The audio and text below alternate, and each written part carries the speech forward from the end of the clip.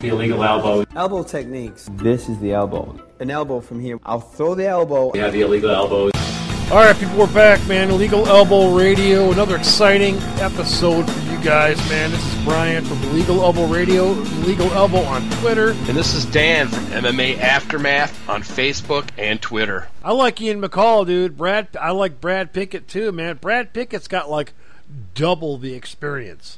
But you know what? We've seen different games from either one of these guys. We've seen Brad Pickett take on Johnson. So what can we expect from Ian McCall? You know, half the experience of a Johnson taking on half the experience of a Brad Pickett. What can we expect? Yeah, Ian McCall's fucking his win-loss record is pretty fucking ugly, dude. So I don't even know what he's still doing around. If he didn't get that one. If that one wasn't a draw, he'd have 5 fucking losses in a row, which, if that didn't happen, he'd probably be the fuck out of here. But well, he's 12-4 right now, so I got to give him a little bit of exactly. You know, but he's got on a stinky streak. So I mean, with what you're saying, man, it's like right on par, man. What chance does he have in this fight? Because really, this is a fight for Brad Pickett to come out of the woodwork and wreck this guy's ass. I mean, really. I mean, that's kind of what I'm thinking. I mean, yeah, that's the way I'm kind of looking at it, dude. It's like, let's see. Can he fucking knock his ass the fuck out? He beat the likes of Yves Dubuin. That's not easy. I've always liked Yves Dubuin, dude. Yeah. He's a class act. So. You're talking McCall or? No, I'm talking about one punch. Pickett, yeah, 1 point, dude. The guy's a badass. I mean, you know, it's like you have to be a certain kind of fighter in order to kick the shit out of Brad Pickett. Because if you're a run and gun fucking fighter, stand up, knock your ass the fuck out kind of fighter, Brad Pickett is right. He's kind of like a knockdown, drag out kind of guy, fucking brawler, fucking bar fighter kind of deal, yo. He's going to be right in your fucking backyard, ready to go with you. You know, and I'm not sure what kind of guy Ian McCall is, especially he's the kind of guy that fucking likes to get pretty tattoos and curl his fucking mustache up and get his fucking hair all styled. So he'll curl his hair as well. And guess what? And Brad Pickett's the kind of guy that just woke up after fucking slamming a fucking fifth of jack, and ready to do some fucking cardio. So yeah, you know, the fucking one creepy punch uncle. Dude, that's great, man. That's awesome. One creepy punch uncle. No, that's great, man. But yeah, let's fucking move on, man. Zach Cummings coming in here, 17-3. Fucking tear it down. Taking on my boy Gunnar Nelson, man. Gunnar Nelson coming out of Iceland. I already know who you're going to pick, but I'm not going to spoil it. You know what, though? I got a lot of props for Zach Cummings, dude. Yeah. Zach Cummings is actually pretty impressive. 17-3. He's given some props to Gunnar Nelson, but at the same time, he's trying to figure out a Gunnar Nelson, you know. And he's like, Gunnar Nelson's never really faced a guy like me, and I'm like, I don't really know about that, dude. Well, he doesn't need to, but I'm like, Gunnar Nelson has fought some pretty badass dudes, man, and I'm not sure you're on the map with some of them guys yet, but I could be wrong, man. I could be wrong. I'm taking my paycheck and I'm throwing it right down on fucking Gunnar, bro. Sorry. No, you know, and I agree with you, and I hear that, but you know what, Zach Cummings he's 17-3, so I mean he's actually a very impressive dude, but it's like Gunnar Nelson, man. I every time I see this guy, dude, I cannot, even if I want to bet against him. I'm talking in the next level category, man. We're gonna be doing our next level show here soon. Yeah, this guy is fucking ridiculous. Ridiculous. I can't even put it into words, man. I mean, you know, Zach Cummings is really, really good.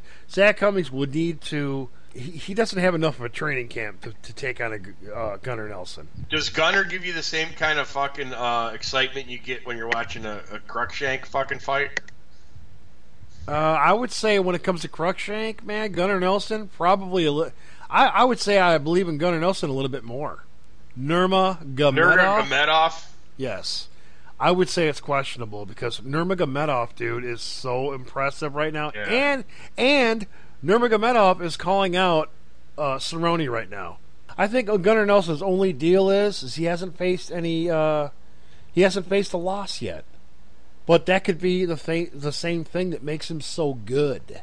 You know what I mean? I mean, it's one of them weird things. You know, you always see that with somebody that's undefeated. You know, they haven't faced a huge adversity yet. Same with Chris Weidman. It's like, okay, we've never seen Chris Weidman get beat yet.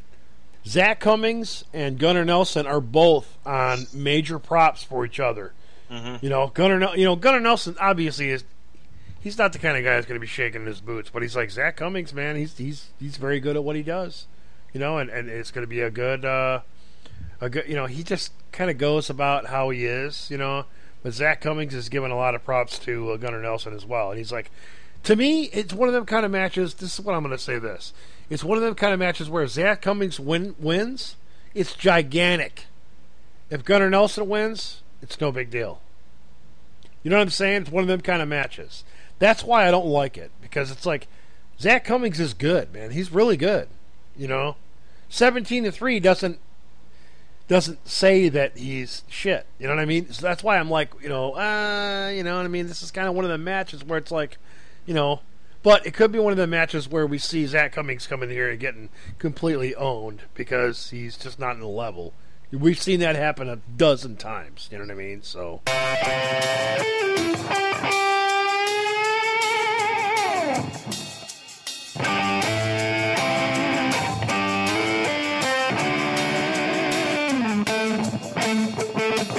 All right, man, you're probably a bigger fan of this dude than I am, so kick it off for the main event, dude. Let us fucking have it, man. Coming in, we got Diego Brandao. Coming in, it's Conor McGregor. And I think Conor McGregor called Mendez a dumbass for calling out fucking Aldo, so he's getting in their business too. Of course he is. He's the new Chael Sonnen, man. No, I liked it a lot better when fucking Conor McGregor was just silent and knocking people out and letting his hands do his talking. You know.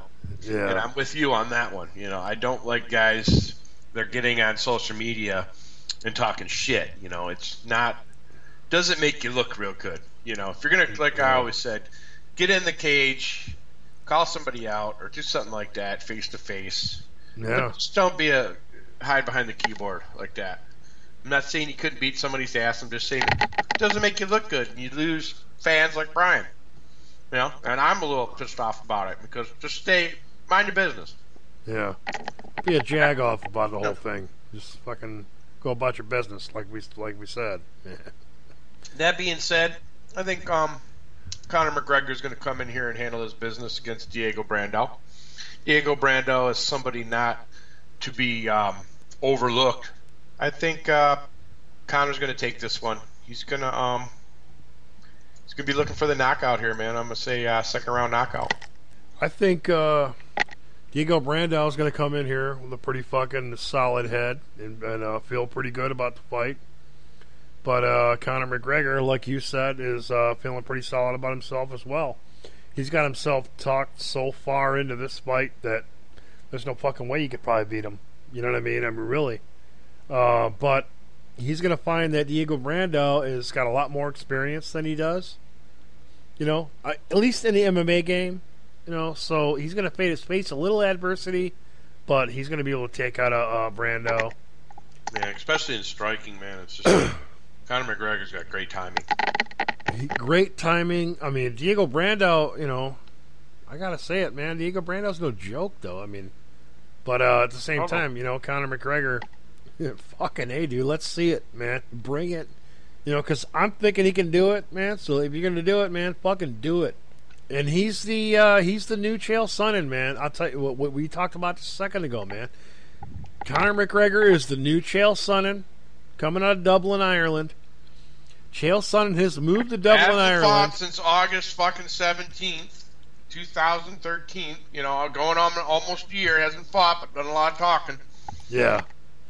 Yeah, he's Chael Sonnen himself. He's put himself right in the fucking, you know, I'm Chael Sonnen, and this is all creamy and delicious and whatnot, and that's how it's going to be. And he's calling out all kinds of other fighters too before he's even facing Diego Brandao. So that's cool, man. You know, you're.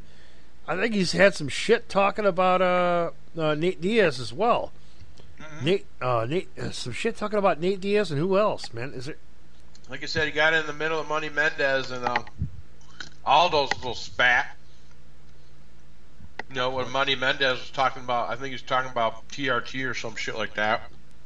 I'm pretty sure that Money Mendez was accusing him of taking it. So, and then Money Mendez was accusing McGregor of taking it. No, of accusing Aldo of taking it, and then basically Conor came in and said, "Dude, you got to be stupid for thinking that," or something like that. You know. Well, not only that, man. I mean, Money Mendez, fucking, didn't he get injured? How did that all work out? I mean, no, I'm sorry. Aldo got injured, right? Yep. Yes. So he got his head in the middle. Yeah, that's right. Fuck, he got his head in the middle of that. It was a fucking Twitter war, dude. It's just stupid, you know. Well, why would he get his head into that when he's got a fucking fight with Diego Brandao coming up? Dude, dumb. Like you said, he's the new Chael Sonnen, dude. He's just fucking can't keep his mouth shut. I'll tell you what, when you see him in interviews, though, he's more, well, maybe for now, I guess, he's more, whatever, I could deal with him a little bit more than I can Chael Sonnen. Mm-hmm. But, you know, Conor McGregor hasn't pronounced himself as a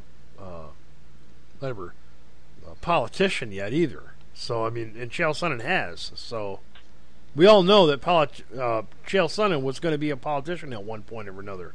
And if you don't know that, you need to go back and look at that. And yeah, that guy was trying to be a politician at one point or another. So, Conor McGregor going that route, there's only one. It's the same as a Bisping. There's no other reason to do that than, hey, I'm Michael Bisping of the new era. You know, I'm Michael Bisping over in Ireland. That's all it is, man, really. I mean, it's fucking stupid. I mean, don't get me wrong, I like the guy. I'm a big fan of the guy. I was a fan of the guy before he was doing that. But now that he's doing it, it's like, I don't know, man. I'm never a fan of a fighter doing too much talking out of the cage. Right. Yeah, get your ass back in the cage and do the talking there, and I guarantee you he's going to do all kinds of talking. There was one thing that I forgot, though, with Gunnar Nelson. Here's where it is right now. We're talking about there are a couple different weight classes, which is really, really cool because we won't see them tying up. But Gunnar Nelson and Conor McGregor have been training partners for a couple of years now. You know what I'm saying, man? Gunnar Nelson and Conor McGregor being training partners for like a lot of years. Fuck, that's huge, dude. That's fucking huge. No fucking wonder Conor McGregor is the fighter he is. No wonder Gunnar Nelson's the fighter he is. I mean, these guys are fucking totally different fighters that you'd see coming out of nowhere. You know what I mean? I mean, really, no wonder these guys are so, high up in the. It's nuts. Fuck, man. Without further ado, man, let's get the fuck out of here. But man, if you got something to add, brother, fucking add to it, man. I'll finish up. But look for the next level episode we're going to be doing. It's all the next level fighters that we think are up and coming and are going to carry the torch on into the future for the UFC. And we're also next week going to be running down UFC Fight Night. God, what would this be? The Lawler versus Matt Brown, which in itself, if you look at the card, it probably could be a pay-per-view. You know, it's a fucking sick ass card, dude. It's a sick ass card.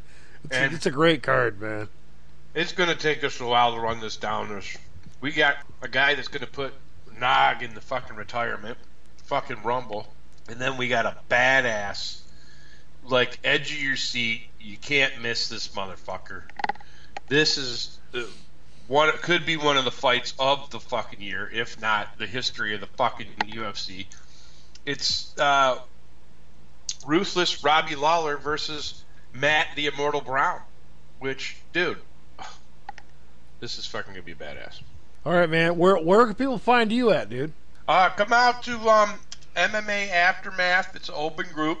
It's on Facebook. Or hit me up on Twitter. MMA Aftermath on Twitter. How about you, Brian? Where can they find you at? Illegal Elbow on Twitter. Just to let everybody know. IllegalElbow.com. Illegal Elbow Radio on Facebook. Tell me, hey, man, there's this badass MMA show and they swear a lot.